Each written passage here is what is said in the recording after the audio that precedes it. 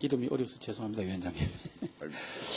오늘 이 진술인 여러분 늦게까지 고생이 많습니다.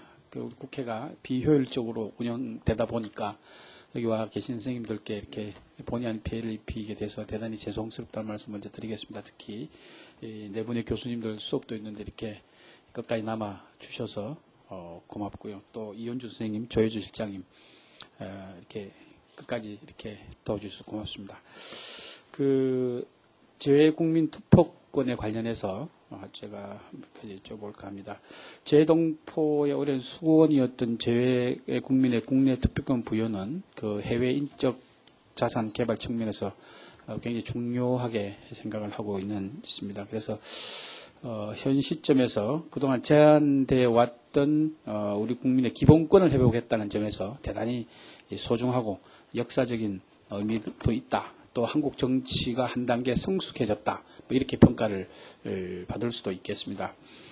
그러나 우려스러운 점들이 몇 개 있어서 여쭤볼까 합니다. 우리 조혜주 선생님, 실장님께 먼저 한번 여쭤볼게요. 아까 우리 존경하는 박선숙 의원께서도 사전 투표제 말씀하셨는데 저는 우편 투표제, 우편 투표에 관련해서 한번 여쭤볼까 합니다. 재외국민투표법에 따르면 투표는 원칙적으로 대한민국이 해외에 설치한 제외 공간에서만 할 수 있죠. 예, 그렇습니다. 예. 부득이 공간 협소라든지 또 이런 여러 가지 사유 때문이라면 대체 투표 한 곳만 선정해서 할 수 있죠. 그렇습니다. 예. 그래서 이것 때문에 조금 문제가 있다고 주장하는 사람들이 교민사에서 많이 나오고 있습니다. 예, 알고 있습니다. 예, 이를테면, 예를 한번 들어보겠습니다. 미국의 경우는 우리 공간이 50개 주의 제외 공간 12개밖에 없습니다. 그렇죠? 예. 예. 가장 넓은 LA 카운티 쪽 예를 한번 들어볼게요. LA 총영사관에서 이제 투표를 하게 되면, 소위, 이 난가주 지역, 애리조나나 네바다주 혹은 또 이 뉴멕시코주까지 다 관할이 되거든요. 그죠? 예, 그래서, 총영사관 범위가 너무 넓어서, 이 재국민들이 투표할 가능성이 굉장히 낮다는 겁니다. 이를테면, 오렌지 카운티 안에 있는 분들만 하더라도 두세 시간에서 대여섯 시간씩 차를 타고 가서 투표를 해야 되고, 또 뉴멕시코나 네바다 같은 경우는 비행기를 타고 가서 투표를 해야 됩니다. 그죠? 예. 조 시장 그렇지 않습니까? 그 이상으로. 그죠? 예. 예. 비행기도 서너 시간씩 타야, 겨우 투표장에 도착할 수 있는 이런 상황입니다. 그러니까 거리상으로 보면 여기서 무슨 홍콩이나 태국 같은 데 가서 투표를 하고 와야 된다는 이런 상황도 가능하게 됩니다. 거리상으로만 보면. 그죠? 예. 예. 그래서 이제 이게 현실적이지 않다는 얘기죠. 한마디로.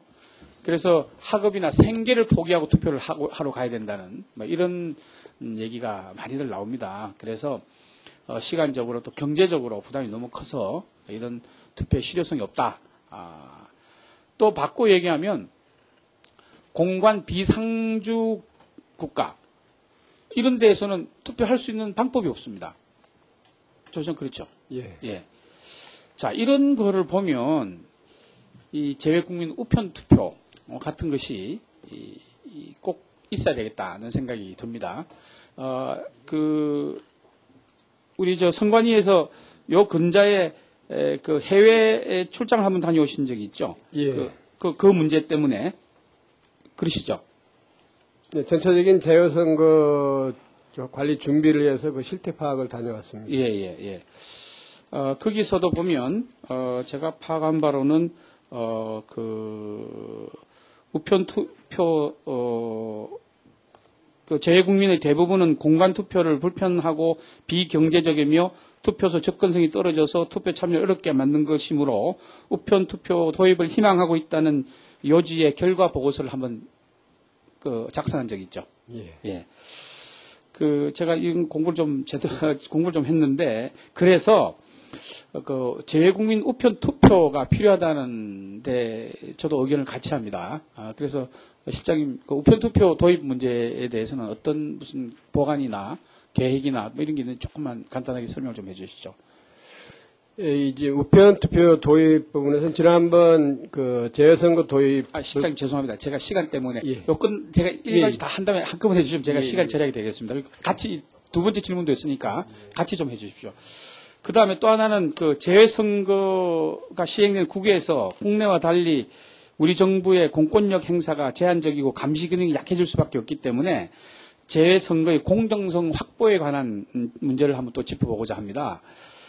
개정 공직선거법은 국외 선거운동의 방법과 선거 비용에 관한 특례 등을 통해서 특칙을 규정하고 있지만 공직선거법 제16장에 보면 벌칙 규정의 적용 여부와 범위 등에 대한 별다른 규정이 없습니다. 별건의 규정이 없죠. 예. 그러다 보면 그 바꿔 얘기하면 그러면 처벌 단속과 규정이 없어서 단속 처벌 과정에 또 문제가 발생할 수 있습니다. 그렇죠. 예. 자, 그러면 또 선거권자를 대상으로 선거운동을 위해서 국에서 지출한 비용은 선거 비용으로 보지 않는다는 것도 있죠. 예.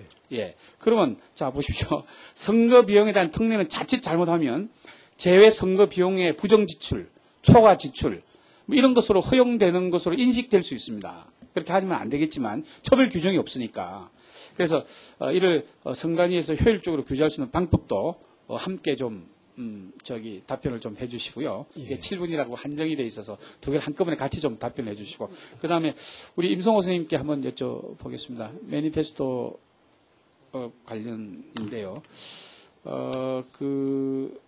제가 이제 선거 과정에서 매니페스토에 입각해서 정책 선거를 하고 무척 노력을 많이 했습니다. 그래서 제가 이 자랑을 좀 하자면 2009년도에 그 강지원 대표가 수상하는 매니페스토 실천 본부에서 주는 매니페스토 약속 대상 시상을 제가 우수상을 좀 받은 바가 있습니다. 일단 이 자랑을 좀 하고요.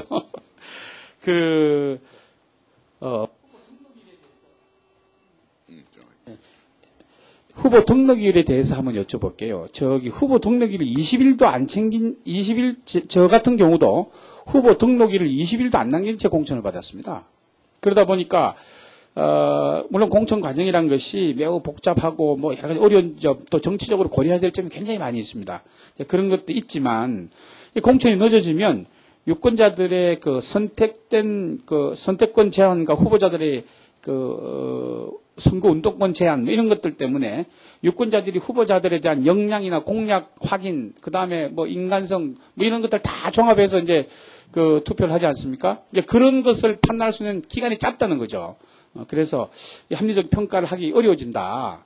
그래서 공천도 시한을 못 받아가서 한 30일 전으로 해서 이렇게 좀 길게 하면 좀 합리적이지 않겠냐는 제 생각이 있는데 우리 교수님 생각은 어떠신지요? 그 두 개를 이렇게 우리 조 실장님하고 임 선생님 같이 좀 답변을 좀 해주시면 고맙겠습니다. 답변을 드리도록 하겠습니다. 재선거에서의 우편 투표 도입 부분에 대한 답변을 드리겠습니다. 지난 작년 정개특위에서 재선거를 도입할 때 이 부분에 관해서 정당 간에 상당히 많은 논의들이 됐습니다. 저희들이 재선거 개정 의견을 낼 때 극히 불편한 지역, 기본적으로는 재투표소를 설치하는 것을 전제로 하고 극히 제한된 범위 내에서 우편투표를 허용할 것으로 개정 의견을 냈었습니다만 정개특위 심의 과정에서 재선거에서 가장 우려하고 있는 공정성 부분이 문제가 됐습니다. 과연 공정성을 어떻게 확보할 것이냐.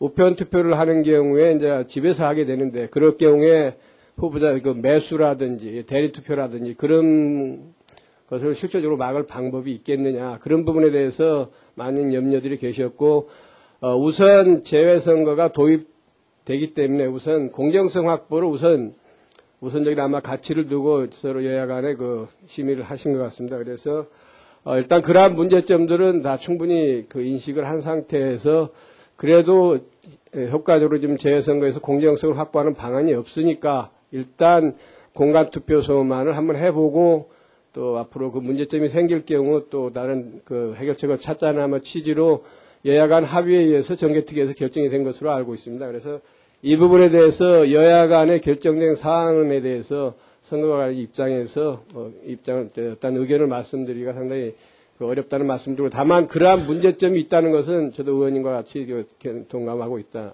말씀드리겠습니다. 공정성 확보 부분 역시 마찬가지가 되겠습니다.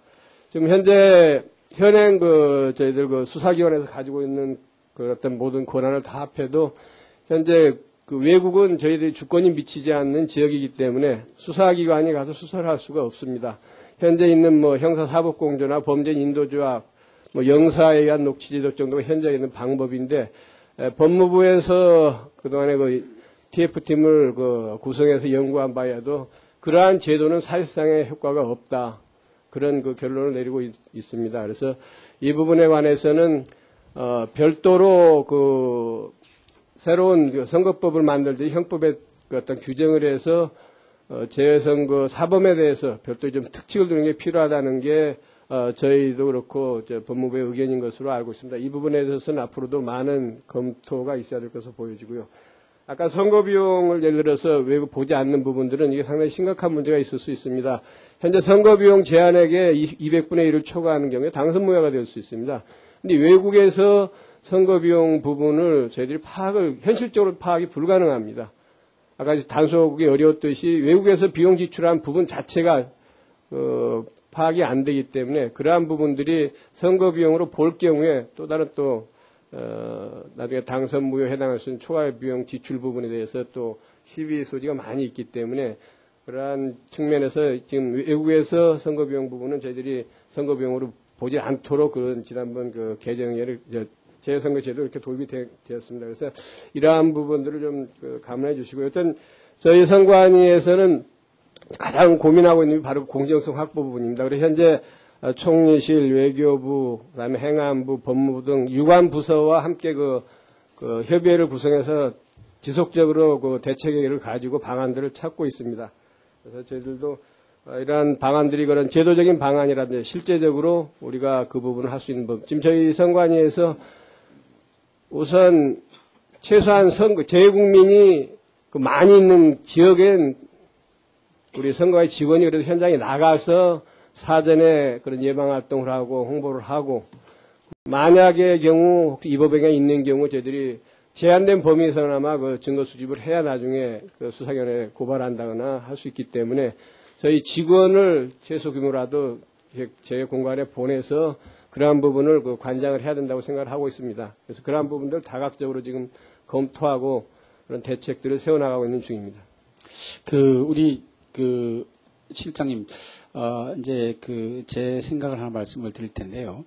대체의 경우 보면 이제 선관위의 포지셔닝이라 그럴까요? 자세는, 어떻게든지 공정성을 강조하다 보니까, 선관위의 주장이 별로 없습니다. 다 얘기를 듣고 좋은 것만 따서 그렇게 잘 하겠다는 취지의 말씀을 우리 조 실장님뿐만이 아니고 여러 정치활동을 해오다 보면 그런 말씀을 지금도 조 실장님은 법원이나 또 검찰이나 혹은 정치권이나를 다 어울러서 공정성 확보를 위해서 다 얘기를 듣고 그것을 오거나이즈해서 결과를 하나 내서 그걸 하겠다라고 말씀을 하시는 것 같이 느껴지는데요.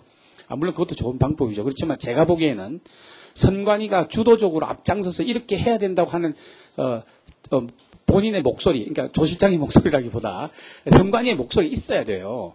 그러다 보니까 좋은 것만 따와서 공정성 확보, 물론 공정성이 제일 중요하죠. 하지만 그러다 보니까 이제 우리 정치를 하는 정치인의 한 사람으로서 무슨 선거법이나 이런 게 관계가 돼서 여쭤보면 늘 즉각 대답이 안 나오고 늘 기다려봐라. 확인해 보겠다. 이런 게 있거든요. 그래서 오늘 이걸 말씀드릴 장소는 아닙니다만은, 선관위는, 본인들의 자세, 선관위의 자세가 좀 있어야 된다고 하는 생각이 조금 들어서 말씀을 올립니다. 유념하겠습니다. 네, 수고하셨습니다. 답변. 그래요. 답변했어요. 예, 빨리 말씀드리겠습니다. 감사합니다. 질문하신 사안은, 제 발표문 가장 말미에 좀 적혀 있고요. 저도 이 발표문에 적었다시피 정당이 후보 등록하는 마감일은 선거의 30일 전에는 해야지 요거를 좀 참조해 주시기 바랍니다. 아마 시간이 없기 때문에 위원장님께서 좀 서두시는 것 같은데 이제 말씀하신 거에 대한 모든 게 제 발표문 뒤에 있습니다. 예, 알겠습니다. 우리 임 교수님 한 번 더 말씀해 드리려고 기회를 드린 겁니다.